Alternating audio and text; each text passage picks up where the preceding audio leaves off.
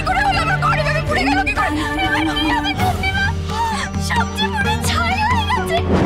এই রে গোপু মাথা জামা সুরেনের জন্য বানানো মোচার মুকুট সবজি পুরো ছাই হয়ে গেছে সব। লীলাবতী যেওনে যেওনে মা, আগুনের তাপে পুড়ে যাবে তো। ঈশ্বর চেয়েছেন বলে তো আজ আমাদের এই হয়েছে গো। ঈশ্বর চাইলেন বলি তো তোরা বেঁচে গেছিস রে যদনি। তা নাহলে তো এখন এই ভোরবেলা খনামাকে নিয়ে ঘুমোতিস।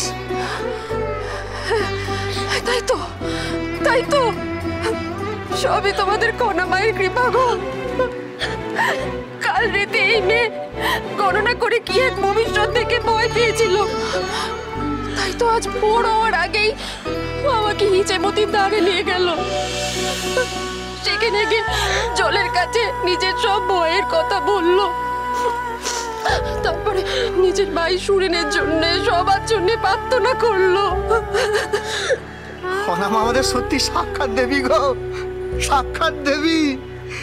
আগুন ওনার কিছু করতে পারে না, আর পারবেও না। যতনি রে, ভাগ্যিস ঠিক সময় তুই খনামাকে নিয়ে বেরিয়ে গেছিলি, আর তখনই যা হওয়ার হয়েছে। ঘরে তোরা ছিলিস না, তাহলে এত বড় আগুন লাগলো কি করে? তবে কি দাবানল? দাবানল? পাতায় পাতায় ঘষা লেগে জঙ্গলের আগুন, কি জানি। তাই দাবানলের আগুন শুধু আমার কুড়েতেই লাগলো? কই আশেপাশে দেখো, চারদিকে কিছু তো হয়নি। তাই তো, কি অবাক কাণ্ড। তাহলে কি কেউ আগুন লাগিয়ে দিল? না না, তা কি করে হবে?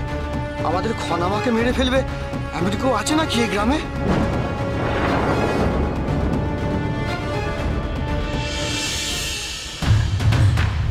আছে গো আছে। রাজার মেয়ের যে কত শত্রুতা তোমরা জানো নে।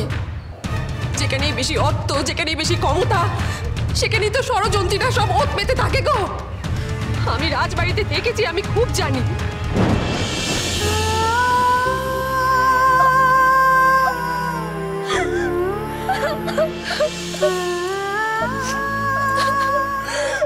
কেদনে মেয়ে, কেদনে। মাথার উপর যিনি আছেন উনিও চান যে তুমি বেঁচে মরতে থাকো। দুশ্চিন্তা করো নে।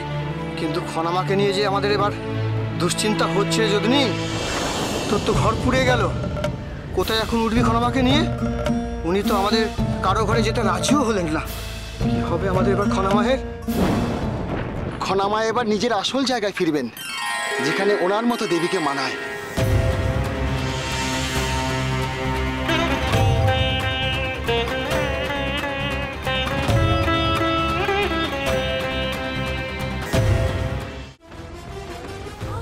খনার কাহিনী সোম থেকে শনি সন্ধ্যে 7:30টায় আকাশ আট ও প্ল্যাটফর্ম 8-এ।